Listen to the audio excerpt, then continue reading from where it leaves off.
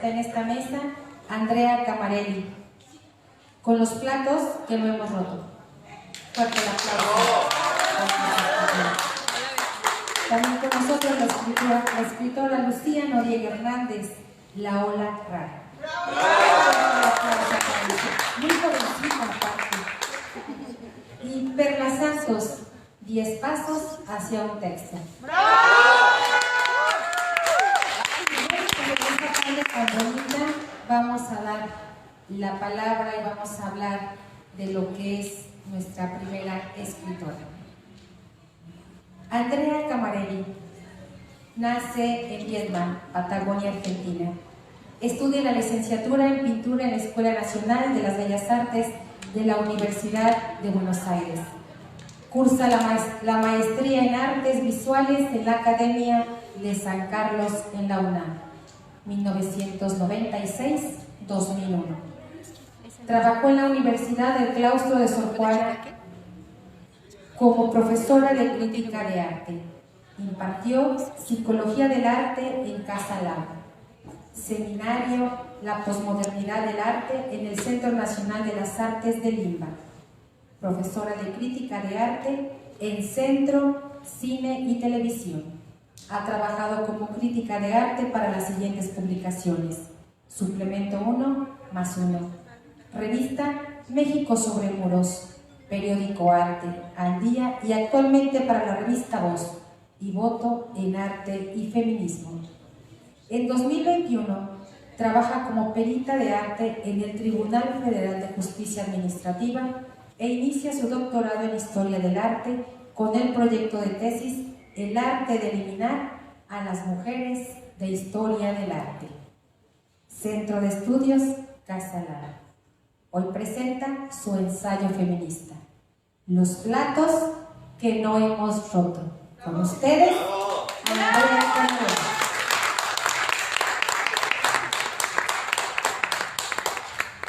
Gracias. ¿Me escuchan?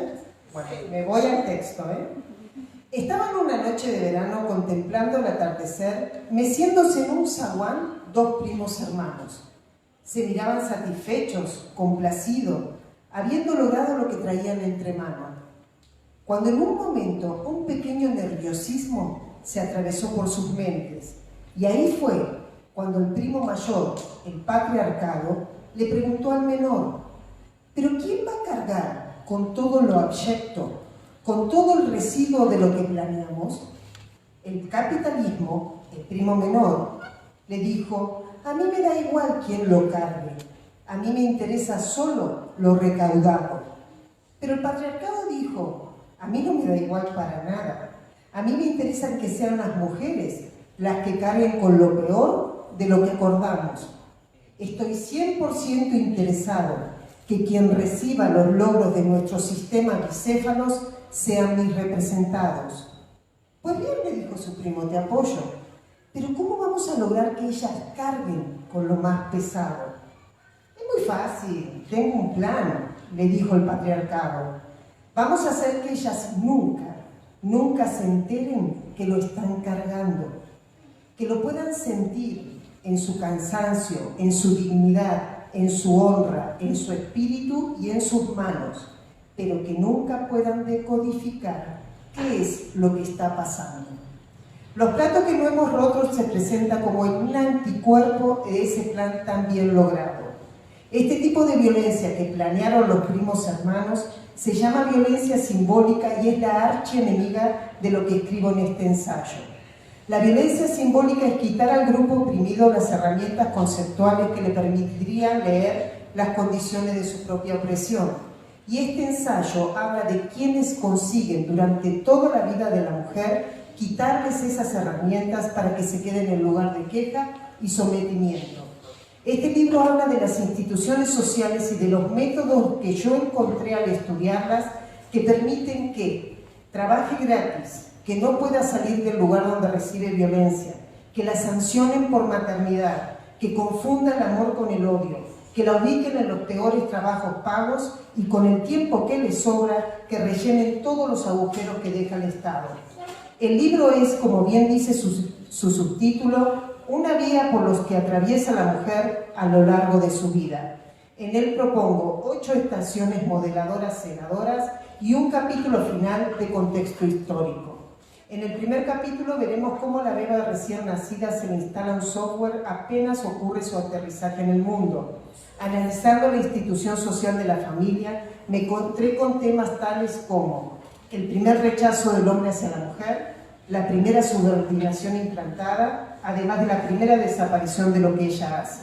En el segundo capítulo avancé hacia la etapa escolar, cuando la niña acude a la institución social de la escuela, y ahí a ella se le arrebatan herramientas importantes como el conocimiento y su consecuente identificación con mujeres insumisas en el relato histórico, que podrían haber sido valiosos modelos de vida, además de ayudarlas a desarrollar su propia voz, revelar su naturaleza contestataria y transformar sus sueños en realidad, como lo hicieron estas mujeres desaparecidas de nuestras clases de historia.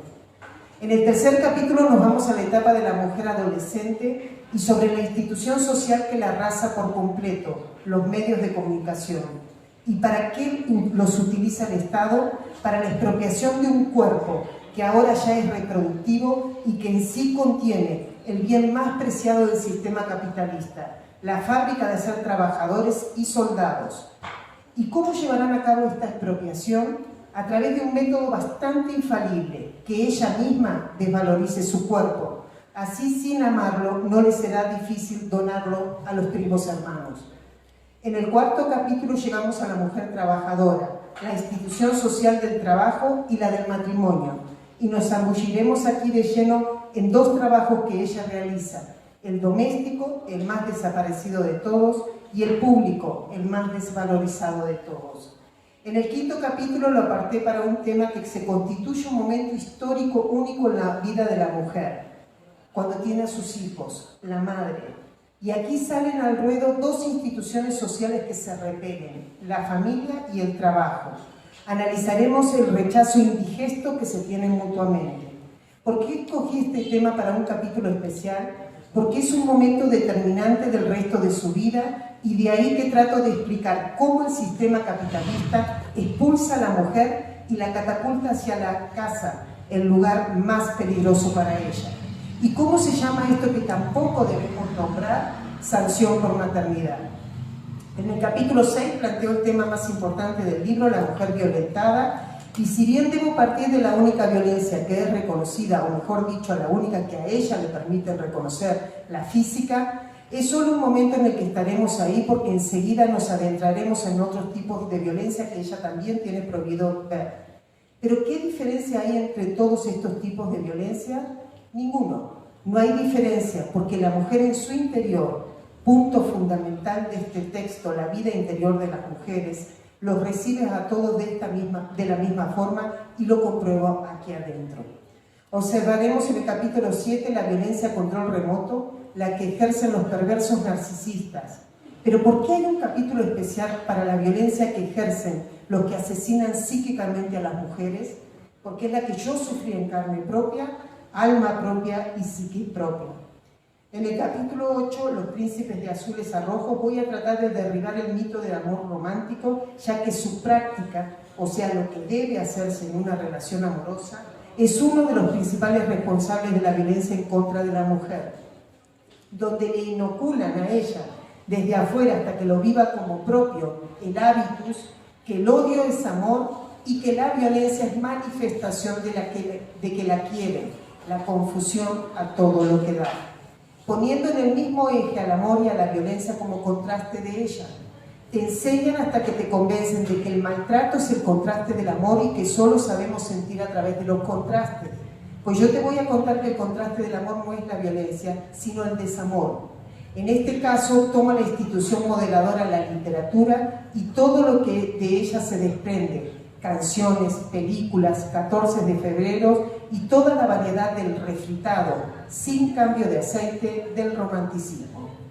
En el último capítulo me refiero al contexto social en el que circunscribo el ensayo, y es cuando nace el primo menor, el capitalismo, y lo espera con los brazos abiertos, su primo anciano, el patriarcado. Y para poder ejemplificar muy bien a costa de quién nació el capitalismo, en palabras del propio Marx, chorreando sangre y mugre, analizo la casa de bruja como indispensable para la acumulación primaria. Y ni tan primaria, porque en mi opinión la casa de brujas todavía no ha terminado.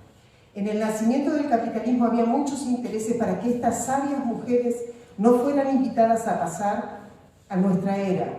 ¿A quién estorbaba la bruja? A la Iglesia Católica. La bruja se conectaba con el universo, allá arriba, y la función de la Iglesia Católica es, fue y será, de intermediaria entre el universo, donde vive Dios, y sus siervos. Debían necesariamente ser ellos quienes te explicaban qué te mandaba decir Dios. Pero la bruja tenía línea directa con él y tenía otros datos. ¿A alguien más estorbaba la bruja? Al capitalismo. La bruja se conectaba con la naturaleza, aquí abajo, y la función del capitalismo es, fue y será, transformar naturaleza en mercancía. La bruja sabía que la naturaleza era algo vivo, se comunicaba con ella, entendía su lenguaje, curaba con ella. El capitalismo debía convencernos y buscar nuestra complicidad para matar a la naturaleza. Y la bruja tenía otros datos. Había que matar al mensajero, a la mensajera. ¿A alguien más estorbaba la bruja? Sí, al patriarcado. La bruja era independiente económicamente, que sea autónoma, entendiendo a la persona autónoma como aquella que hace lo que sabe que debe hacerse. La eximía del terreno del control de los hombres, y eso sí que había que erradicarlo.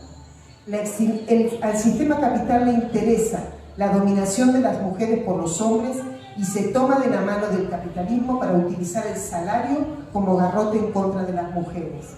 Ese garrote no podía ser aplicado a la bruja. La bruja fue la víctima propiciatoria entregada en sacrificio para que naciera el sol del capitalismo. Fue la que donó sin dar su permiso su corazón. Fue la que pagó los platos que no había roto.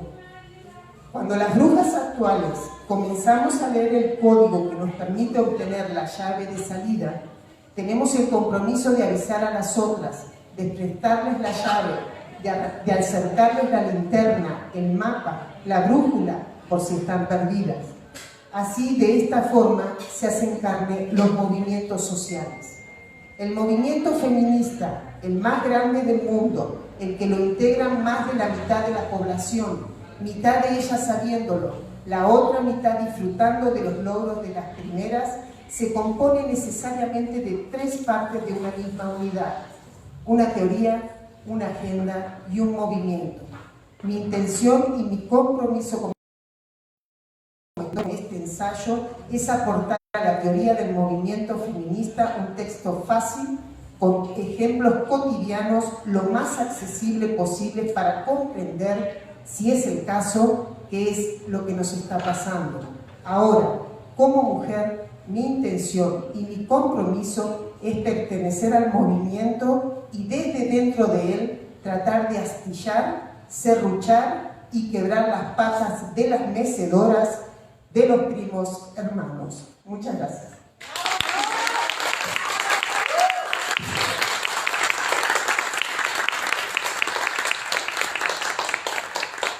Muchas gracias, Andrea. Ahora vamos a leer a la escritora Lucía Noriega Hernández. Ella es de Cortázar, Guanajuato. Nació en 1988. Estudió Letras Hispánicas y Literatura Hispanoamericana en la Universidad de Guanajuato, donde actualmente imparte clases en el nivel licenciatura. Ha publicado cuentos y poemas aislados, así como ensayo literario y ensayo académico, Crimen y Violencia, El pulso de la muerte, en el 2666 de Roberto Bolaño, edición 2019. Cercana siempre a la educación, la lectura y los feminismos, se ha desempeñado como promotora de lectura, profesora rural en la Sierra de Guanajuato, tallerista, bibliotecaria, redactora y correctora de estilo. Su interés como escritora está puesto en explorar la misminidad las identidades periféricas y los símbolos que rigen lo cotidiano. La ola rara. Editorial La Rana, 2021. Es su primer libro de ensayo, presentado bajo la clave del diario íntimo y publicado a raíz de que obtuvo la beca PEPTA, Guanajuato 2019. Fuerte el aplauso para Lucía Noriega con la obra, con su ensayo La Ola Rara. Muchísimas gracias a quienes nos acompañan. El día de hoy voy a hacer un intento por explicarme, porque con este libro siempre tengo dificultades para tratar de dar cuenta de qué es exactamente, ¿no? Y bueno, eso supongo que tiene que ver justamente con la esencia de este género poliédrico, que es el ensayo. Sandra hablaba ahorita de la vida interior. Creo que una buena manera de definir La Ola Rara es como un libro que da cuenta de la vida interior de una mujer, y bueno, pues resulta que esa mujer soy yo. El libro surge como, a partir de esta beca que obtuve yo hace un par de años, donde tenía que proponer yo un proyecto, y se me ocurrió entonces retomar mis cuadernos de diario que tengo yo por ahí guardados en mi casa, porque bueno, yo he escrito en realidad desde hace mucho tiempo, desde que soy prácticamente una niña, ¿no? Y bueno, igual algunos de esos cuadernos los he conservado, otros ya yacen quién sabe dónde, lo cual me da un alivio enorme también. Entonces, de esos que aún conservaba, decidí hacer una selección propia, que es la que se presenta en La Ola Rara. Entonces, La Ola Rara integra estos escritos en un tono a veces ensayístico, a veces como prosa poética, a veces incluso partiendo también de un ejercicio narrativo y ficcional, y bueno, también obviamente mucho de esto es autobiográfico, y son 7 años que el libro atraviesa. Entonces para mí es un libro muy significativo, porque yo lo abro y son 7 años de mi vida que de pronto aparecen, ¿no? Y entonces la literatura obviamente tiene un fuerte componente que la relaciona con la memoria, y para mí es todavía más importante esto, porque muchas de esas cosas que olvidamos o que pasamos por alto o que a la distancia a veces ya consideramos significativas, en su momento tuvieron una fuerza o una intensidad que justamente reviven a partir de que en algún momento las escribimos y que ahora podemos volver a leerlas, ¿no? Entonces, bueno, este ensayo se presenta como eso, como una mezcla que creo también se corresponde bastante bien con la esencia del género, ¿no? Se dice que el ensayo es una especie de cajón desastre o cajón de costurera, donde van a parar todos estos retazos que en algún momento son desechados de la costura principal, ¿no? Entonces es un poquito eso, y es también un ensayo en el sentido primordial de la palabra, ¿no? Es un intento o una serie de intentos, porque finalmente en esos diarios, en esos cuadernos y en lo que está aquí reflejado, yo observo, y yo creo que los lectores, las lectoras pueden también observar justamente cómo estoy ensayando, intentando escribir, y no solamente escribir, sino encontrar una voz y un modo de decir esas cosas que para mí son esenciales. Entonces, bueno, si he fracasado en la explicación, espero no fracasar en la lectura. Les voy a leer un par de fragmentos muy cortitos. Un momentito.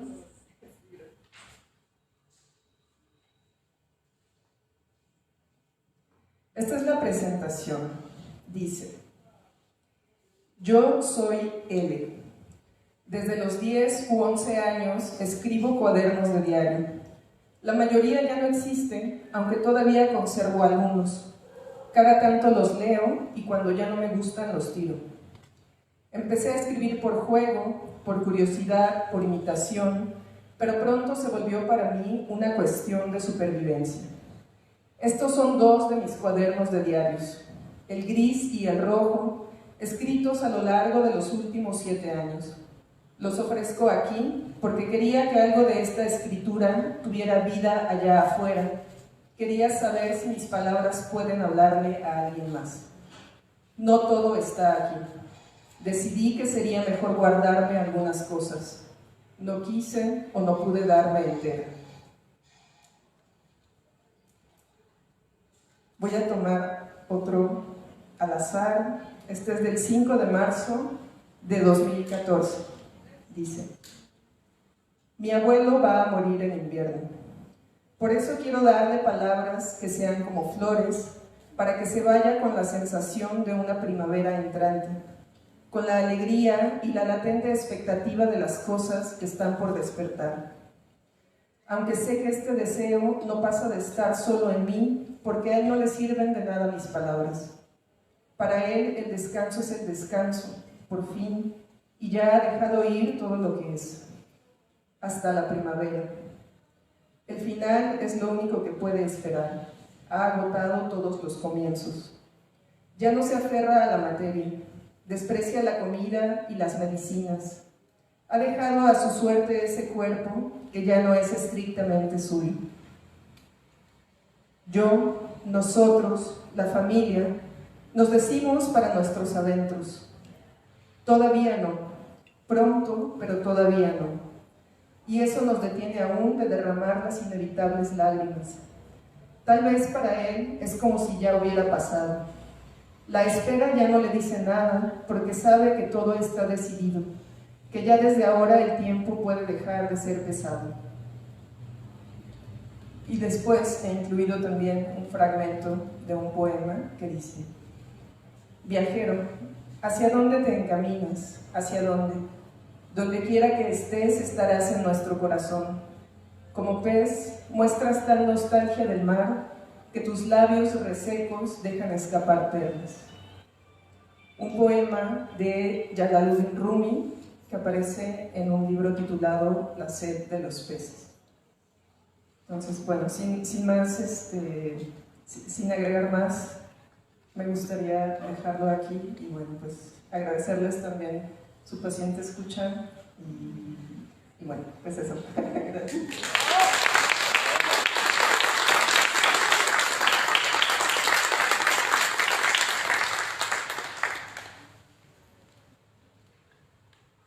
Ahora la escritora Perla Santos, psicóloga y creadora literaria, promotora de lectura y gestora cultural.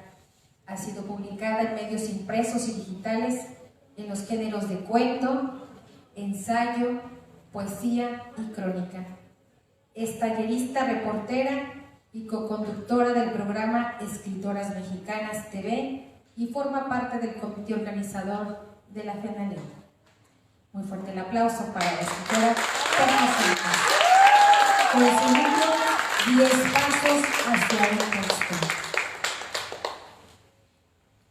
Pues yo quería recibir muchos aplausos y por eso traje a toda mi familia. Bueno, lo cierto es que si algo ha pasado aquí es que esta comunidad se construye cada vez más en esto que hemos llamado familia y me siento muy orgullosa de ser parte de ella, de este proyecto.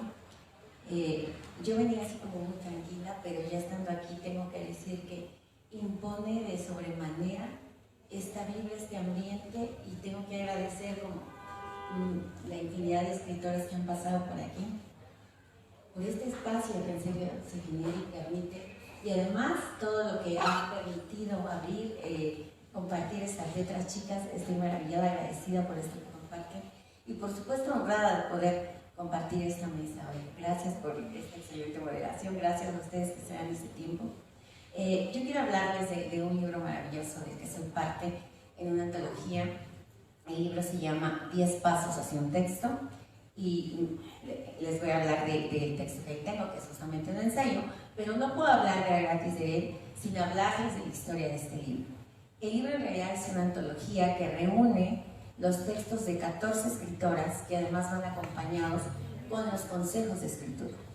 Y este libro está además elaborado por nada más y nada menos que mis compañeras y hermanas, las integrantes del comité de FENALEM, que andan por aquí regadas también conmigo, y quienes son en realidad quienes merecen ese aplauso y que me han permitido este espacio aquí para mí, pero hablo en realidad en nombre de todas ellas.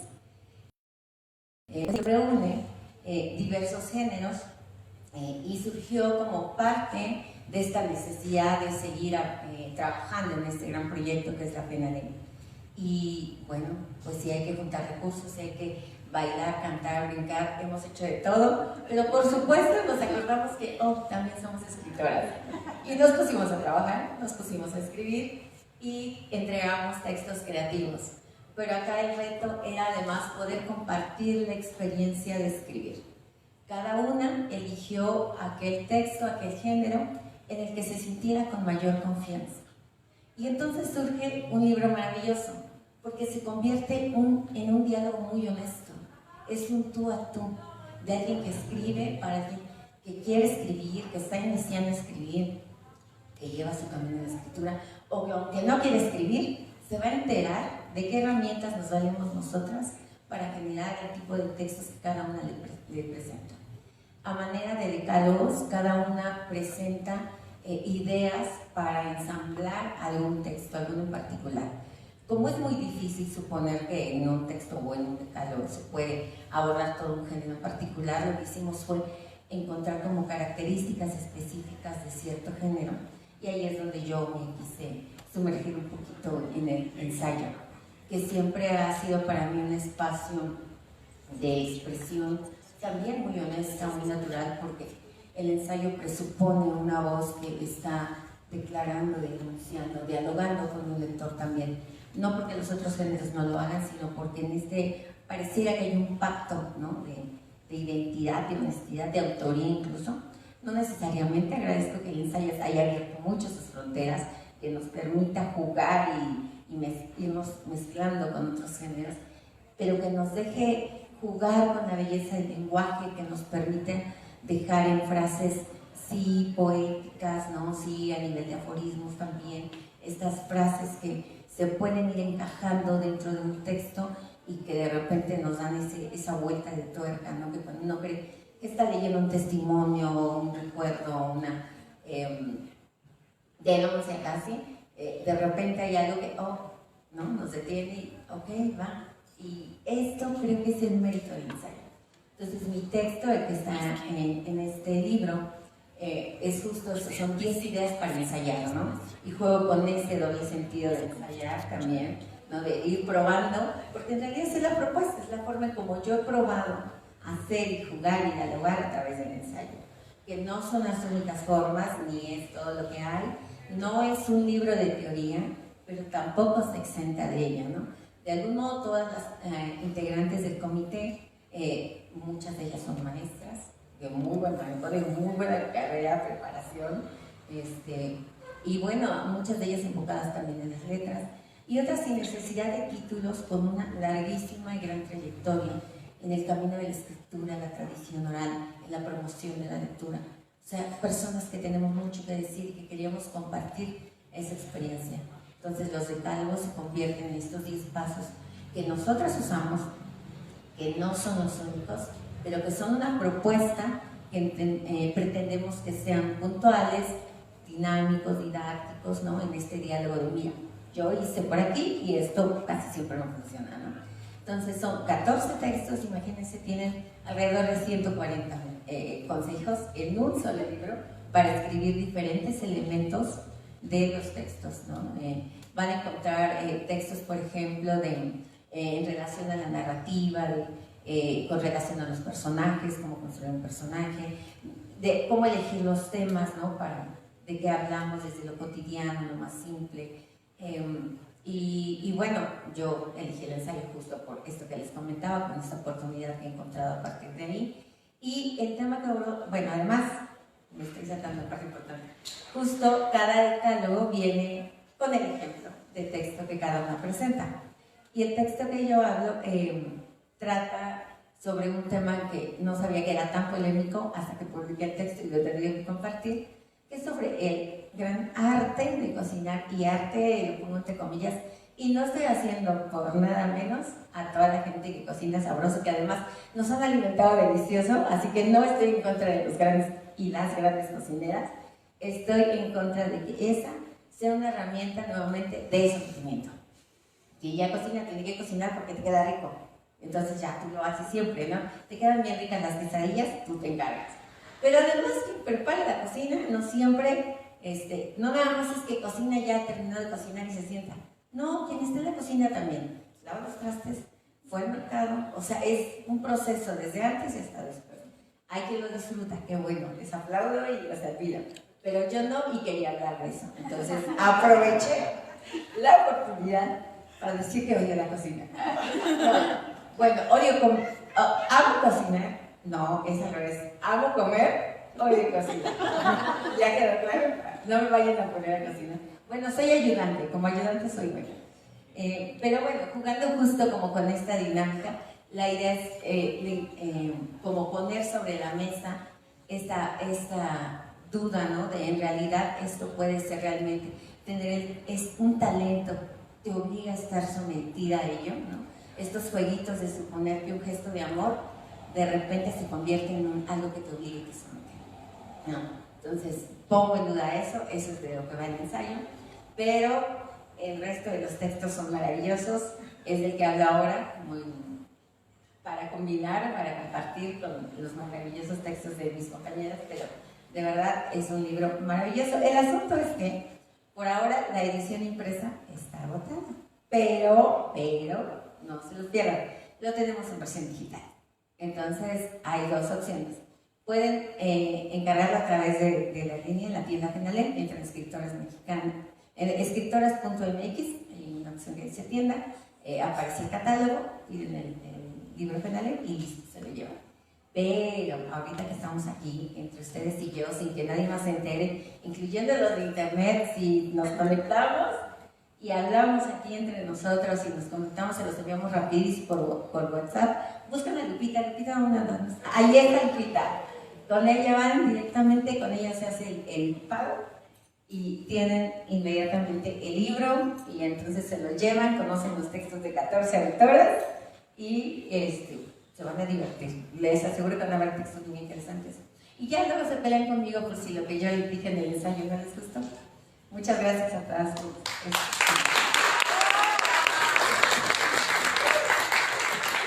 El aplauso, de verdad fue una mesa de ensayo muy rica, porque de todas las edades y muy rica en diferentes cosas.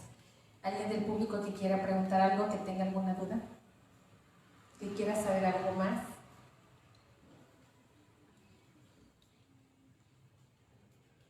A ver, Lupita, ¿qué cuesta? Es una pregunta para las tres. ¿Qué es lo más difícil de escribir ensayo?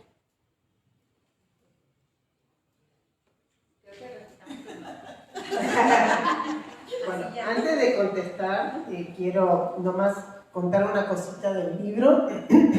Este libro en realidad es idea de Lupita Vera, a quien le agradezco muchísimo. Yo la conocí con otro libro que tengo, ¿no? A punto de publicar, y ella en ese libro encontró pequeñas vetas de un ensayo. Entonces ella fue la que me propuso sacar esa parte de ahí y hacer otro libro, y le quiero agradecer públicamente. Y después llegó Sara Jiménez. Como los que se animen a leer mi libro van a ver que no escribo con una pluma, sino con un picahielo. Entonces Sara se ha encargado de cada oración mía aceitarla un poquito, hacerla suave, hacerla poética con toda su pluma, y principalmente quiero agradecerles a las dos por este bebé que tuvimos esta semana, las tres.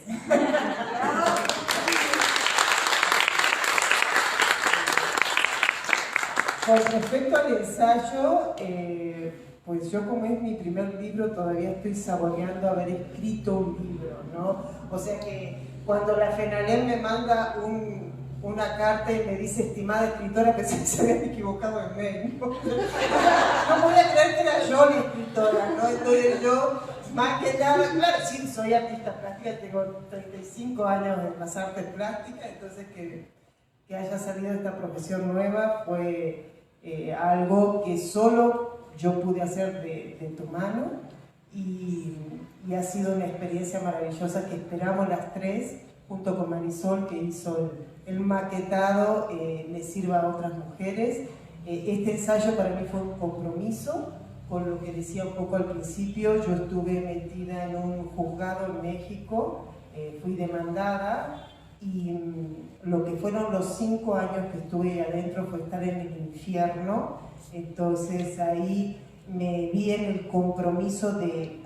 Lo que pongo aquí es lo que yo vi ahí adentro, una estructura que no tiene nada que ver con la apariencia que nos hacen creer, que con la ley escrita y tal. Entonces, ya que estaba ahí adentro, me puse a investigar y a dar luz a esa estructura para ver si esa linterna, ese mapa y esa brújula pueda servir a otras mujeres que tengan que pasar por mi situación. Es todo lo que puedo decir.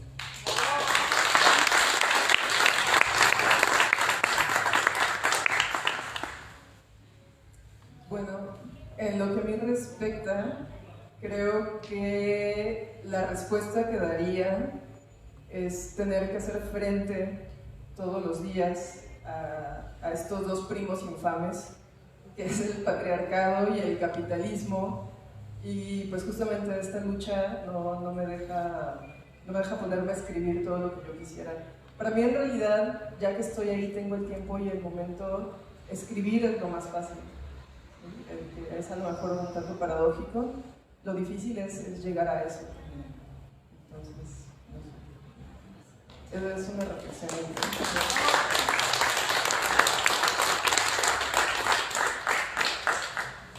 Yo creo, y partiendo de experiencias cercanas, dice Silvani Morán, que por ahí debe de andar también, me parece que más bien que al ensayo literario todavía lo relacionamos mucho con el ensayo académico. Y como nos entró de cajón, y aprende a citar así, y te sostiene una tesis así, y es tan rígida que pensamos que ensayo literario, no, otra vez ensayo no. Y no le damos el chance. Pero Fanny es el testigo de que no, se vale, hay que leerlo, empiecen a escribir, a experimentar, y lo que van a encontrar, les garantizo, es su voz. Llegado a ese punto, no hay retorno. Van a amar en esta vida.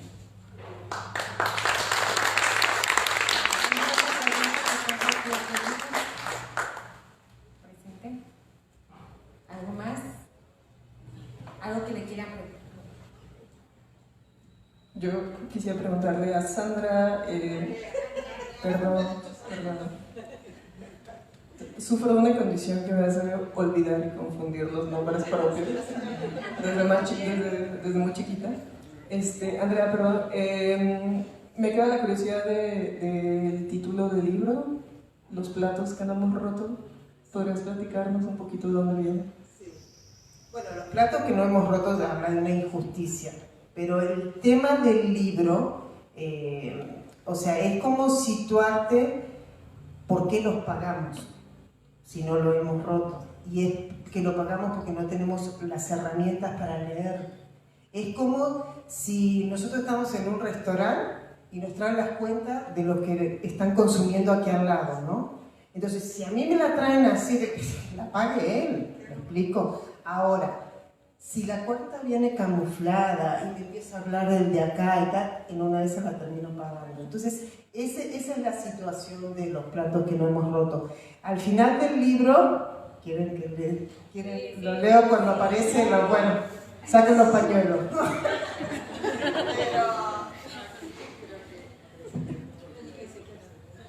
Pero dice, a ver, las mujeres estamos buscando la reconexión histórica con el universo al que pertenecemos y somos. Somos las más aptas de la especie para hacer ese cambio. Tenemos todas las herramientas para hacerlos y estamos hasta la madre. Las ricas, las pobres, las flacas, las gordas, las sordas, las mudas, las putas, las cojas, las débiles, las rudas. Todas hartas de pagar los platos que no hemos roto.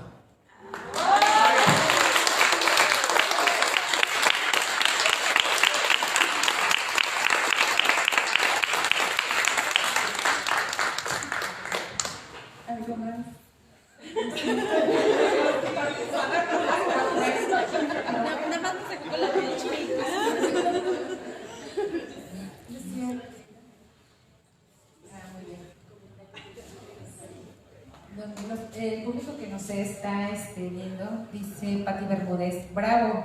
Dice Mari Carmen Castillo, felicidades Perla Santos. Marisol Vera Guerra, felicidades Andrea Camarelli. Maravilloso ensayo, orgullosa de haber colaborado en su publicación. Marisol Vera también dice, Perla Santos, guapísima, y me encanta tu presentación, felicidades a las 4. Gracias. Abel Villagrán, felicidades a todas. Pati Bermúdez y Gaby Trejo, también lo están viendo, bueno, muy bien. Y algo más que quieran preguntar. Preguntemos, miren, luego a veces estamos de aquel lado y nos quedamos con muchas ganas de haber platicado o preguntado algo y de verdad esto no se da mucho en tener escritoras y sobre todo, pues bueno, aquí tenemos otra pregunta, escuchamos. Sí, yo para Lucía. Ganaste un premio, fuiste becaria, ¿no? Fuiste becaria de Guanajuato. ¿Qué cambia? ¿Qué cambia para uno, para ti como joven, el hecho de estar y poder publicar? ¿Sí facilita el camino o...?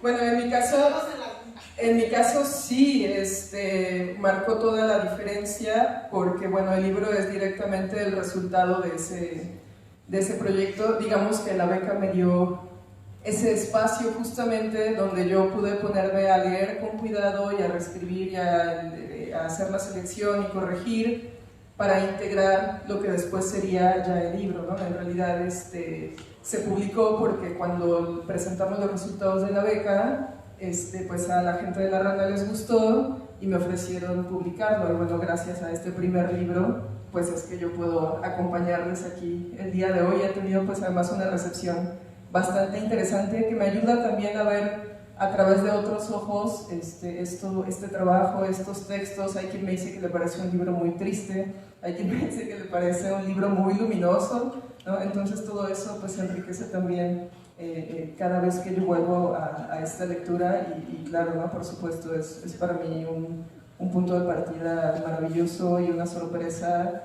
y pues todo lo bueno, ¿no? que ha venido con la experiencia. Sí, hice esta pregunta porque es importante. Muchas jóvenes, hay muchas convocatorias y no se animan a hacer los proyectos porque muchos dicen, no, pues es que nada más el proyecto, trabajamos para el proyecto y no hay más. Pero tú eres el resultado y estás presentando algo que sí vale la pena. Entonces, son pequeños esfuerzos que se pueden hacer, que los jóvenes pueden hacer, que las otras personas, las escritoras, es un camino que pueden tomar, ¿no? Que no pierdan Claro, sí. Hay muchas vías también, ¿no? No solamente las becas, ¿no? O los talleres oficiales o las vías oficiales. Finalmente yo sí creo que quien quiere escribir va a escribir, ¿sí? Que fue algo que pasó inicialmente. Ya todo lo que viene con esta idea de publicar y de entrar no sé, en un mercado editorial o empezar a ganar estos espacios, a lo mejor se complejiza, ¿no? Por todos los fenómenos que lo atraviesan. Pero sí, yo creo que, pues claro, ¿no? El germen donde todo empieza es sentarse y escribir.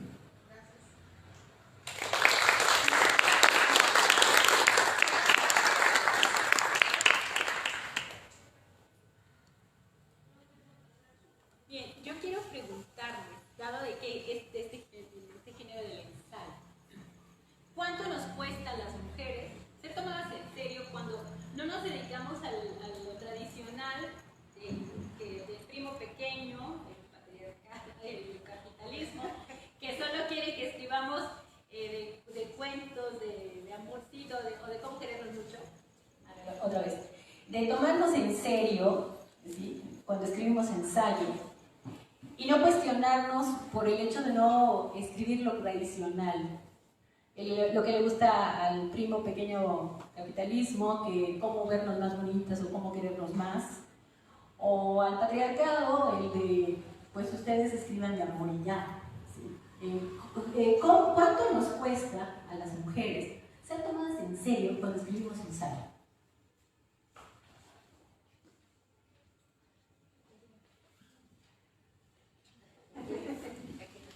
Bueno, Yo lo que sí quiero decir es que sí escribo sobre el amor, pero tienes que ver lo que escribo sobre el amor. Entonces, o sea, consiento a los dos lados. Lo que pasa que, bueno, con mi perspectiva. Pero bueno, es todo lo que estamos hablando aquí, ¿no? Es que el ensayo es una investigación. Y cuando tú investigas empiezas a ver. Y cuando tú ves, empiezas a denunciar. Y cuando tú denuncias, las cosas tienen que cambiar. Entonces, digamos que al statu quo, que es un sistema patriarcal en donde se va a beneficiar a los patriarcas, este tipo de géneros no les son muy convenientes, ¿no? Creo que la pregunta se la hacía Virginia Woolf en Un cuarto propio, ¿no? Cuando analiza la novela, y creo que en ella no podemos sigue siendo un texto muy actual, ¿no? Y creo que ella, por lo menos en esa parte, ve toda el estigma de la actividad doméstica de la mujer, que no le deja tiempo para nada, o sea que toda la energía creativa está exprimida en el amor romántico y en la maternidad, y eso es un poco lo que yo analizo aquí. ¿Cómo está estructurada? Porque encima no nos dejan hablar de eso, porque nos hacen creer que estamos criticando a los hijos, no estamos criticando a nuestros hijos, estamos criticando a un sistema, ¿no?, que nos hace expulsar de nuestras pasiones cuando tenemos a nuestros hijos. Alejandra Kollontai o las bolcheviques decían que la maternidad, o sea que la crianza de los hijos debería estar a cargo del Estado. No debería ser un tema individual, no debería ser una responsabilidad individual, sino del Estado. O sea, nosotros los tenemos y después entre todos los criamos. Eso sería un poco las cosas a donde tú vas adentrando con un ensayo. Por eso no nos quieren ahí, pero ahí nos van a tener.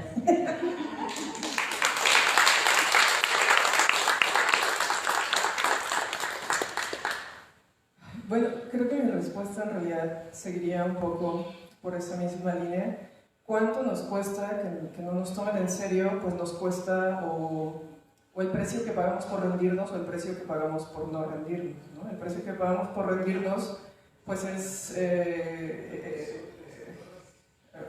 agachar la frente a los primos, ¿no? Y eso trae frustración, silenciamiento, violencias, ¿no? El precio que pagamos por no rendirnos, pues también está ahí, ¿no? El hartazgo, el cansancio, la soledad también, muchas veces sentir que no somos escuchadas o que no somos entendidas o que no existen estos espacios para que nos expresemos, ¿no? Para ponernos allá afuera como voces o como escritoras. Entonces, bueno, creo que cualquiera de estas elecciones viene justamente con su precio, pero al final es eso, es también una elección.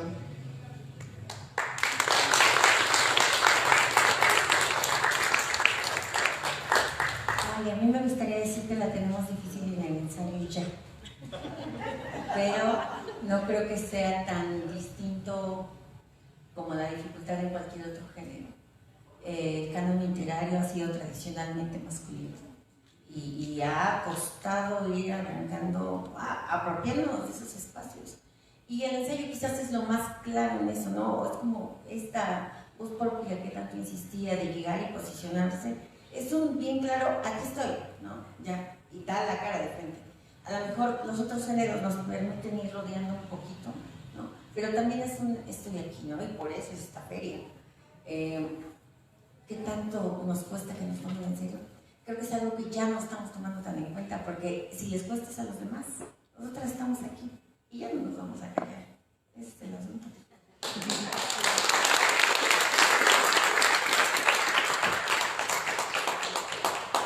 Sí, bueno, ¿alguien más? Ahí tenemos gente que viene y nos acompaña. Yo sé que tal vez traemos algunos temas que queremos preguntar. Muy bien. Mira, Guillermo, Andrea Camarelli, ¿qué piensas de la justicia y el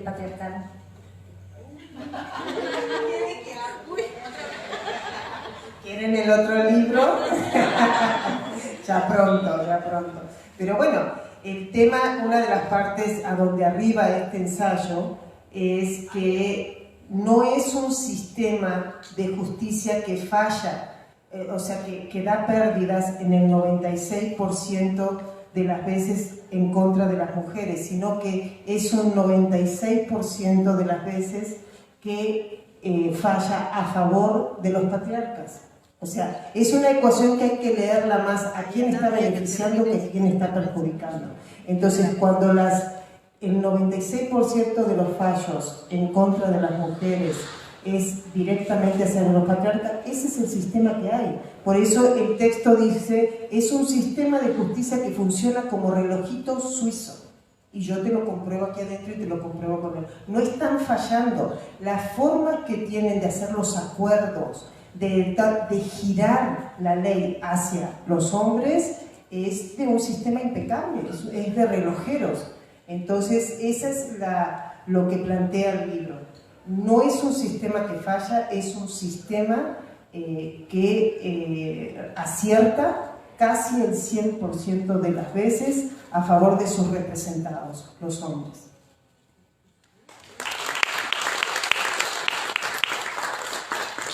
Carla Otero Bravo dice una pregunta para Andrea Camarelli. ¿Qué tenemos que hacer para conseguir justicia? ¿Hay alguna manera de conseguirla? Yo lo que creo es que hay que insistir, ¿no? Y hay que... ellos te quieren como esperando que ahí va a venir la justicia, que algún día quédate ahí, quédate ahí. Yo sí creo que hay que ir a pedir justicia, pero hay que estar muy abiertas porque los caminos y las formas de la justicia tienen formas muy diferentes a las que nos quieren hacer creer que hay. Ahí donde ellos quieren que estés, en una parte dice el libro, la víctima debe ser retenida para ser frustrada constantemente.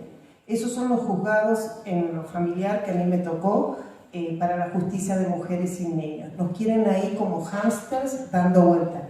Pero mientras vamos dando vuelta podemos ponernos creativas. Yo en este caso me puse creativa y saqué una profesión nueva que es la de escritora y que creo que va a servir para otras personas.